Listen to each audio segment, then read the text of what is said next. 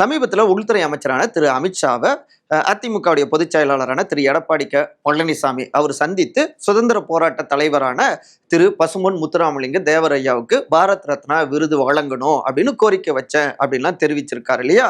ஆனாலும் இதை தாண்டி என்ன பேசப்பட்டது ரெண்டு பேருடைய மீட்ல அப்படின்னு விசாரிச்சோம். முன்னாள் அமைச்சரான திரு செங்கோட்டையன் அனைவரும் ஒருங்கிணைந்து ஒற்றுமையான அதிமுக வேணும்னு சொல்லிட்டு இருக்காரு. ஆனா அதுக்கெல்லாம் வாய்ப்பு இல்லை. இப்ப இருக்கக்கூடிய அதிமுக பாஜக கூட்டணியே வலுவாதான் இருக்கு அப்படின்னு அதை மறுத்திருக்காரு எடப்பாடி. நீங்க அக்செப்ட் பண்ணாதீங்கன்னு கோரிக்கை வச்சிருக்காரு அமித்ஷா கிட்ட. இல்ல, ஒருங்கிணைந்த அதிமுக இருந்ததுன்னா தமிழ்நாடு முழுக்க வெற்றி பெற முடியுமே, திமுகவை தோற்கடிக்கணும்னா எல்லாரும் ஒற்றுமையா இருந்தா தானே நல்லது அப்படின்னு அமித்ஷா தெரிவிச்சிருக்காரு.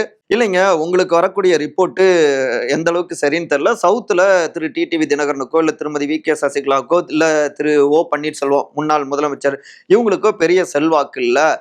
மேலும் இப்ப முத்துராமலிங்க தேவர் ஐயாவுக்கு பாரத் ரத்னா விருது வழங்குனா அது இந்த சேதாரத்தை சரி பண்ணிரும், பாசிட்டிவா நமக்கு அமையும் அப்படின்னு எடப்பாடி வலியுறுத்தியிருக்காரு. சரி, அப்ப ஒற்றுமையான அதிமுக இல்லைன்னா என்டிஏ கூட்டணியில அவங்க எல்லோரையும் இணைச்சிக்கலாம், எங்களுடைய கோட்டாவில் பாஜக கோட்டாவில் சீட் கொடுத்துக்கலாம் அப்படின்னு சில விஷயங்களை முன் வச்சிருக்காரு அமித்ஷா.